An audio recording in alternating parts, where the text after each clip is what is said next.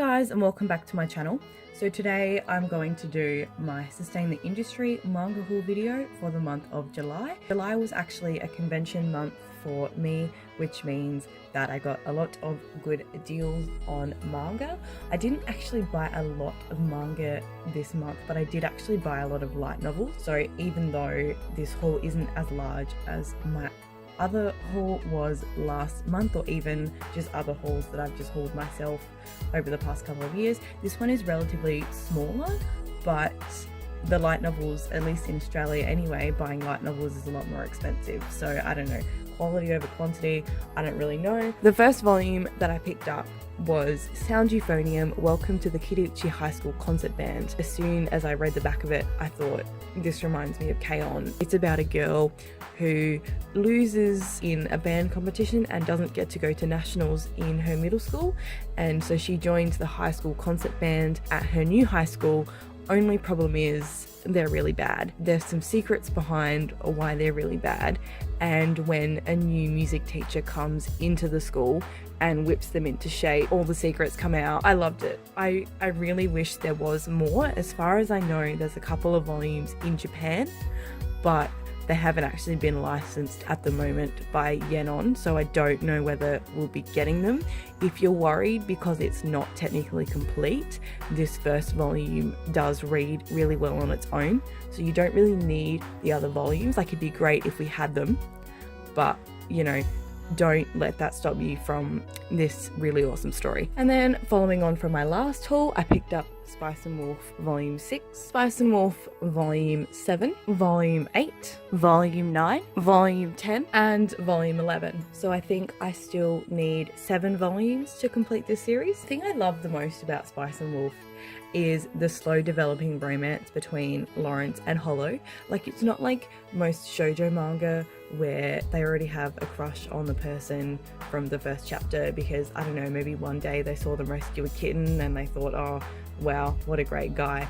This is a really slow developing, so it goes from like being acquaintances to strangers to building up a friendship to like a romantic relationship.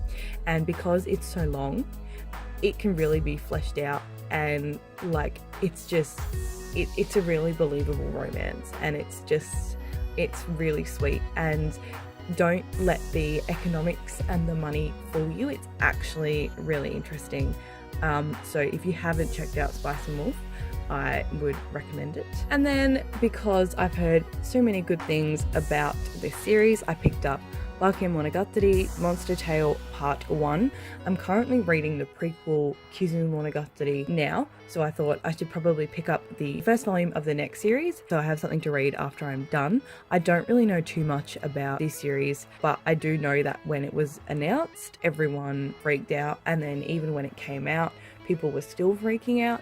So I thought, I'm going to board the hype train and I'm just gonna like let the series take me where it does. The next light novel that I picked up is Death March Rhapsody to the Parallel World Volume 1. I kind of regret buying this, to be honest. I mean, it sounds like a copy of Sword Art Online, and even the guy looks like Kirito from Sword Art Online. So I don't know why I picked it up. I'm just gonna give it a go because I wasn't really the biggest fan of Sword Art Online. The first arc I thought was brilliant, but everything from then on I really haven't liked. So I don't know, maybe this can be better than Sword Art Online for me, but I don't know. I sort of wish I'd actually picked up some other things instead of this, but what are you gonna do? And then I picked up Konosuba, God's Blessing on This Wonderful World. It's kind of, again, a boy being transported into like a magical world or a video game, and he has to defeat the Demon King with the help of this girl called Aqua. That's all I know about it. I haven't read it yet, but I don't know, it just sounds like your typical sort of rom-com harem thing. And then I picked up Konosuba Volume 2. This one is a relatively short series, so I think I'm just gonna wait for the rest of the novels to come out and then just read them all in one go. And the last book that I picked up at the convention is actually a manga, and it's Goodnight Punpun Volume 6. So I have volumes 1 to 5. but I haven't really read them yet because I'm a little bit scared, because I've heard that the feelings are really intense with this series and it's really dark and it's really twisted. So I've been putting it off, and every time I buy a volume, the guys at the comic book store look at me funny, and I just, because they know what I'm in for, like they read it, and I don't know what I'm in for, and that scares me. So I think I'm gonna wait for volume 7 to come out in September, and then I'm gonna give the series, like, just binge it and just like rip the band-aid off and just get it out the way. And now moving on to volumes that I haven't picked up at a convention.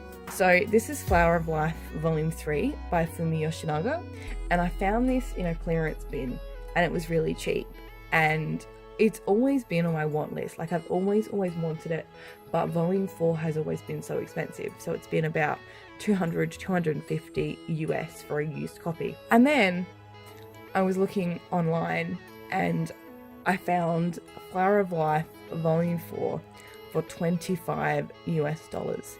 It is ex-library and it is a little bit beaten up, but the inside is okay. I think is a lot better than paying $250 for an ex-library copy. So I still need to get the first 2 volumes, but they're actually pretty easy to come by because the series is impossible to complete. I've heard this volume is so rare that even pre-orders that were made 2 months or 1 month before the release date actually got cancelled.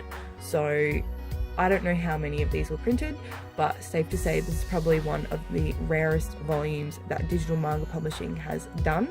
And then if you watched my last haul, you would know that I picked up volume 1 to 36 of Boys Over Flowers. Unfortunately, my volume 35 had a faded spine and none of the others did, so it was really annoying me, so I picked up another copy really cheap from thrift books. Only problem is this volume has the exact same problem, so I'm a little bit mad about that, but I think it's just told me that I should just wait until I can find a reasonably new copy. And then I was lucky enough to pick up Boys Over Flowers Yuri box, which is technically volume 37. So this volume was selling when I was looking on Amazon for about $50 US ex-library, and I thought I can't afford that and I don't want to pay $50 for an ex-library copy also. So I just waited and I was just patient, and one day I checked Amazon and there was a listing for $5 US. It didn't say whether it was an ex-library copy or not, but I'm very grateful that it is not, and it's actually in really good shape. This is only a short story volume, so it's not really required. So if you find, like, if you have volume 1 to 36 of Boys Over Flowers, I would still consider that to be complete. But just because I could just get this so cheap, I thought, why not just add a volume 37? So now my Boys Over Flowers series is officially and 100% done in English, which I'm absolutely thrilled about. And then because it was a convention, I did pick up some other little anime merch. So my friend actually had a artist table at this particular convention, and she was selling some Yuri on Ice keychains, and I love Yuri on Ice and I love Victor, and as soon as I saw this one I knew that I had to have it. So I went to her stand first thing in the morning and picked up Victor, and here he is. I actually thought that I lost him. I thought I left him in my bag on the second day of the convention, and then I lost that particular bag, but thankfully I was smart enough to take him out of my bag the Saturday night, so he still lives. If you love this keychain and you want to buy them, if she has set up an Etsy store, I will put it in the description bar below for when she does do reprints of them. And I actually also picked up some anime from this convention. This is probably going to be one of the only hauls that features anime. I don't really buy anime that often, but this is Sailor Moon S, the limited edition collection. This is the Australian version, so it's split into 2 parts, collection 1 and collection 2, and it is so pretty. I am absolutely in love with these releases. So yes, that is Sailor Moon S. I still need to finish watching the first original series, but it's just been so great to have them back on DVD, and it's just been such a nostalgia trip. So that is it for my Sustain the Industry video for the month of July. I hope you enjoyed it. I'm sorry for the lack of manga and so many light novels, but I'm sure that next month's haul will have plenty of manga, especially shoujo manga in it. Thank you all so much for the support from the first video. I was very shocked and overwhelmed, and I can't thank you guys enough. So I will see you guys in my next video. Bye!